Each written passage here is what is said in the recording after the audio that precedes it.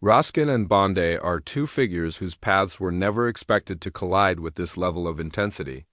Yet when they finally did, the impact was immediate and undeniable. The tension in the room shifted instantly, signaling that this was not just another routine political exchange. What unfolded during this hearing felt far more serious, a warning flare for the Constitution itself.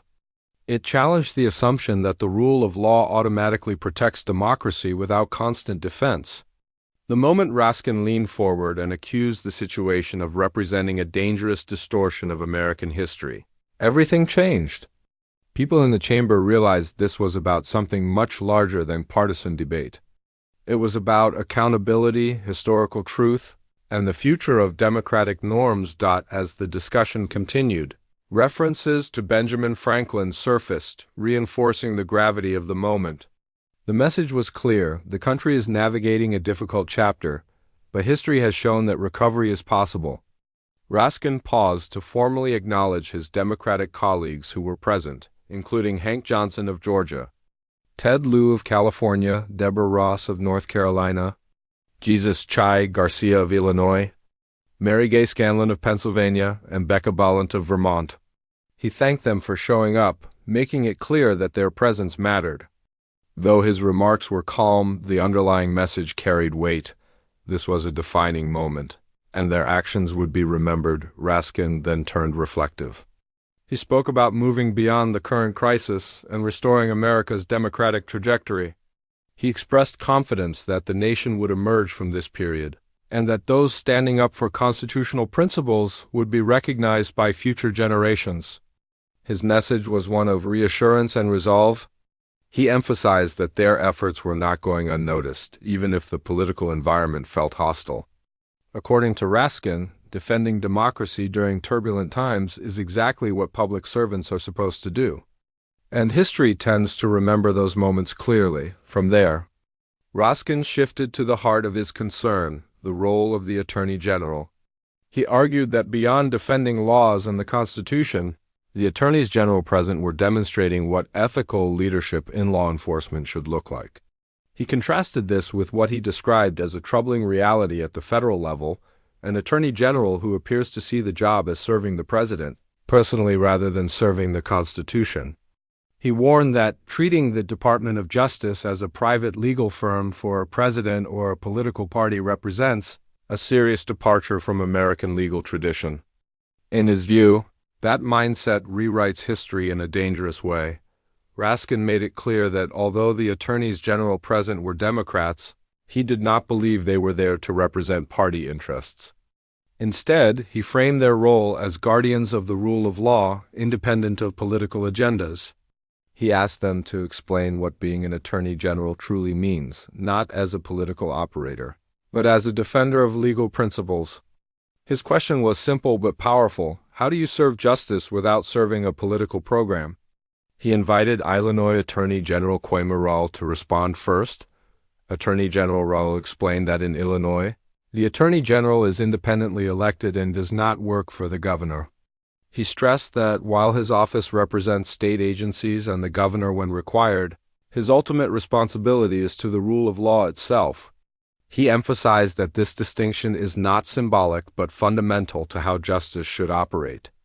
Rawl stated that loyalty should never be to a single political leader, but to the legal system and constitutional boundaries that govern everyone. He concluded by saying that the U.S. Attorney General should follow the same principle, serving the administration when appropriate, but always within the limits set by the law, and never above it. Raskin then posed a direct question to the group, asking whether any of them viewed their role as serving exclusively as the governor's personal lawyer. The silence that followed answered the question clearly. No one stepped forward to claim that kind of loyalty. Raskin paused and invited anyone who wished to add further thoughts. At that point, Massachusetts Attorney General Andrea Campbell spoke up to offer her perspective. Campbell explained that in Massachusetts, the Attorney General is elected directly by the people and is therefore accountable to the public, not to the governor or any single political figure. She emphasized that her core responsibilities include upholding the rule of law, protecting individual rights and safeguarding the state's economy. She highlighted the importance of maintaining independence, noting that her duty is to the residents of the state who entrusted her with the office, not to political leadership behind closed doors. She then pointed to the NIH litigation as a clear example of how attorneys general operate beyond party lines. Referring to both the first case and its later developments, Campbell described how multiple states came together to defend access to critical, life-saving medical research and clinical trials. She stressed that the funding at risk involved billions of dollars affecting every state in the country. The coalition acted quickly, mobilizing over a single weekend to challenge what they believed were unlawful funding cuts because they understood the consequences if they did. Nothing. Campbell made it clear that the motivation behind that legal action had nothing to do with political affiliation. The focus was on real people, children battling pediatric cancer, veterans struggling with PTSD, and families relying on medical breakthroughs. In those moments, she said, no one asks whether someone is a Democrat or a Republican. The priority is protecting public health, not only within individual states but across the entire nation. At the same time, she emphasized that these efforts were grounded in enforcing the law, not bypassing it. She concluded by saying that the NIH case represents how attorneys general approach their work regardless of party, ideology, or background. The goal is to protect people, uphold legal standards, and ensure that government actions remain lawful. Raskin thanked her and acknowledged others, including Attorney General Ellison. Before slightly reframing his question to explore a broader issue, Raskin observed that state attorneys general are increasingly playing a key role in defending federal laws and programs passed by Congress, because courts have placed strict limits on Congress's ability to sue in order to enforce its own laws. Attorneys general have, in effect, stepped in to fill that gap. He noted that this work isn't about partisan advantage, but about ensuring that laws approved by elected representatives actually function as intended for the public. He asked the panel to reflect on what it means to help make federal law work for everyone as a state attorney general. In response, one attorney general explained that laws passed by Congress represent the will of the people who elected those lawmakers. From that perspective, any attempt by the executive branch to override Congress, whether through funding decisions, agency dismantling, or unilateral action, amounts to a serious and unacceptable overreach. He argued that bypassing Congress undermines democratic accountability and disrupts the balance of power that the Constitution requires. He added that many of the goals the president claims to pursue could legally be achieved, but only by following the proper process. Executive orders, proclamations, or personal directives cannot replace congressional approval. If an administration wants to eliminate a federal agency, such as the Department of Education, it must go through Congress, regardless of how controversial the proposal may be. The rule of law, he concluded, demands procedure, not personal authority. He went on to stress that the issue was not only about policies he personally believed were harmful to the American people, but also about how those actions were being carried out. In his view, the greater danger lay in the method itself, decisions being made in ways that weaken the justice system and erode democratic safeguards. Acting outside constitutional limits, he warned, damages more than programs or agencies. It undermines public trust in the rule of law and the structure meant to protect it. One attorney general then returned to Raskin's opening point, explaining that it sits at the heart of many of the lawsuits their offices have filed. Article 1 of the Constitution, he noted, grants Congress its strongest powers, especially when it comes to passing laws and controlling federal spending. Many of the cases discussed during the hearing, he said, were brought precisely because the president attempted to override those powers.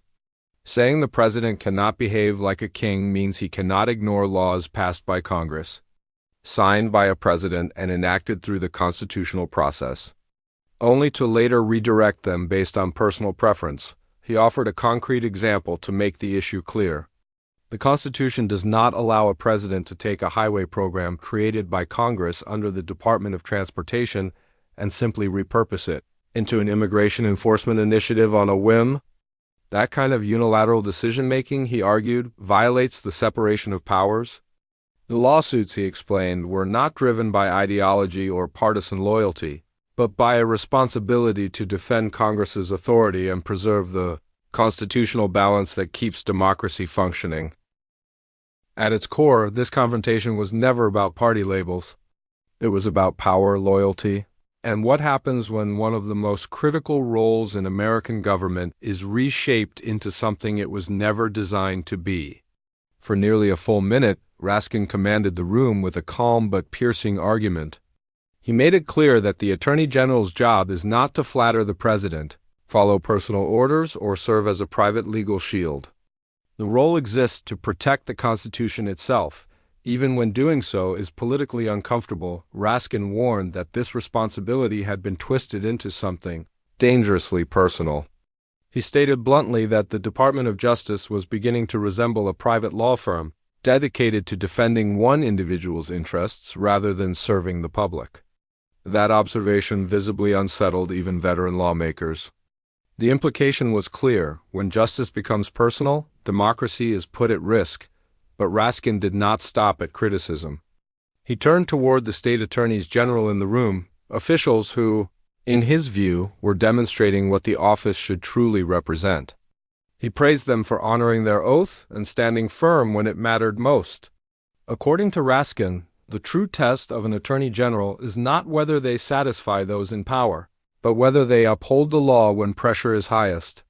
He then delivered a line that felt almost prophetic, saying future generations would remember who stood their ground during this period, and who chose not to. That single statement transformed the tone of the hearing.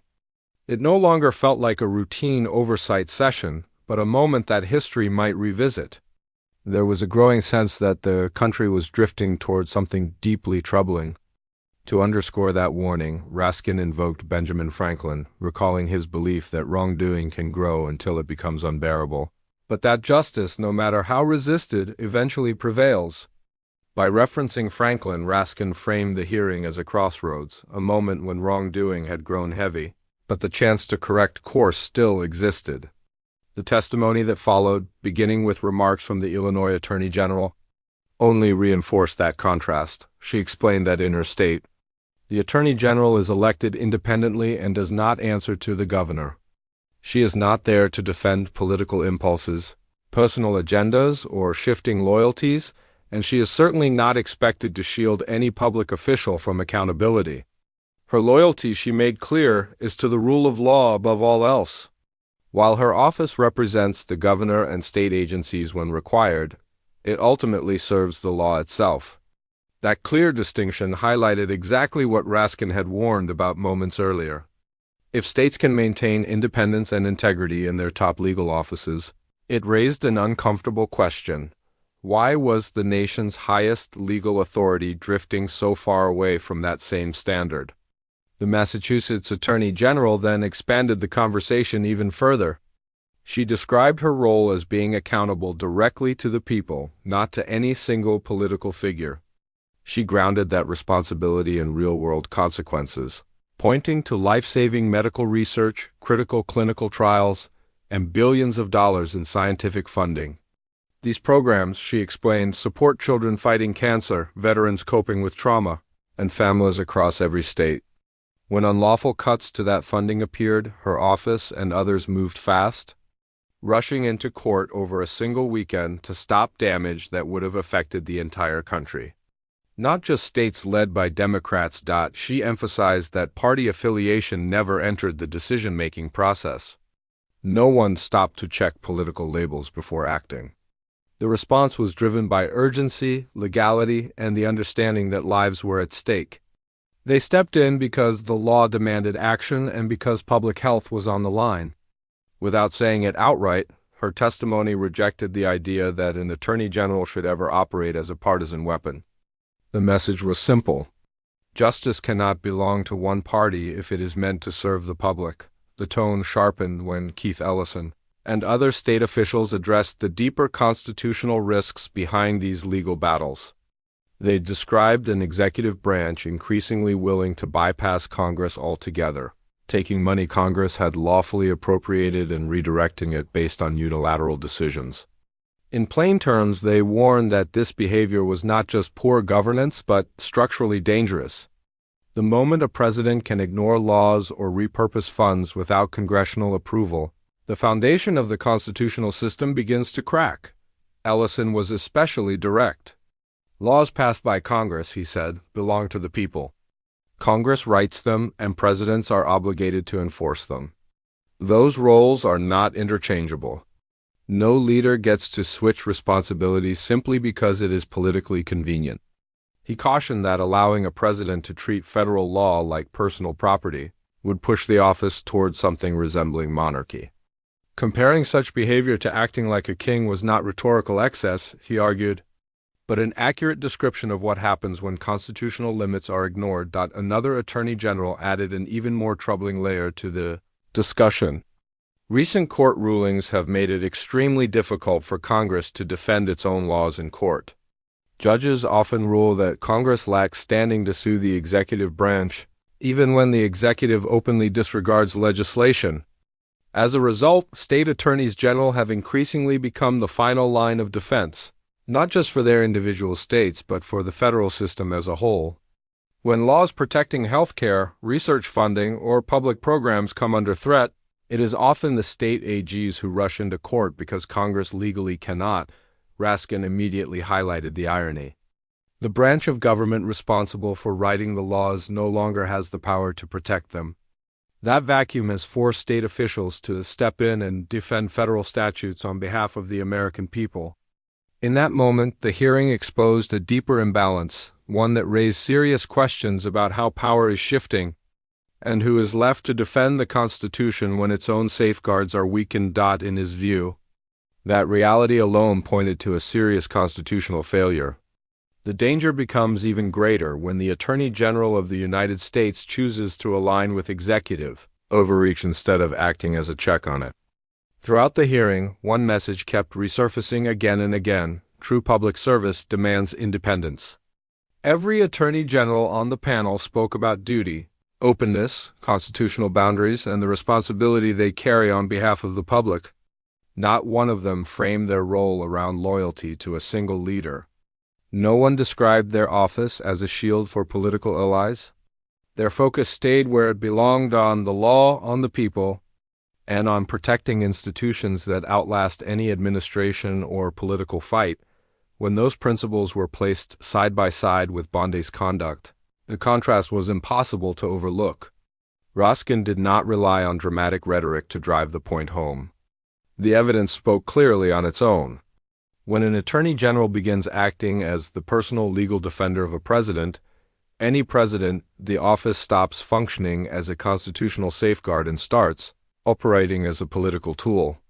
Once that shift happens, the rest of the system is forced to compensate in unhealthy ways. State attorneys general are then pushed into court to defend federal laws that should never have needed rescuing. Congress, despite writing those laws, is sidelined and reduced to watching from the margins. The balance of power starts to tilt, and the public is left questioning whether the institutions meant to protect them are still working as designed. That is why Raskin described the situation as a constitutional crisis, not because the language was dramatic, but because the threat was real and immediate. A functioning democracy depends on strong guardrails. When those guardrails weaken, the consequences are not theoretical. They affect real people in tangible ways: parents whose children rely on cancer trials, veterans who depend on medical care, researchers developing life-saving treatments, and communities supported by federal programs. Every person who depends on government decisions being guided by law rather than impulse is impacted when constitutional limits are ignored. Raskin's final warning was straightforward and sobering. Democracies rarely collapse overnight. Instead, they erode gradually. They bend, they stretch, and eventually they reach a breaking point. Sometimes it takes only one official in the wrong role to push the system too far. That is why the courage shown by state-level officials mattered so deeply. They did not step forward because it was easy or politically convenient. They stepped in because someone had to carry the weight of the Constitution when others would not. The hearing closed with Raskin offering his thanks not to Democrats, not to political allies, but to public servants acting as guardians of a system larger than themselves. In that moment, his message was unmistakable. History will judge this period by who chose to defend the law when it mattered most. If you found this breakdown insightful, be sure to like the video, subscribe to the channel, and turn on notifications so you don't miss future stories that reveal how power operates and how accountability endures.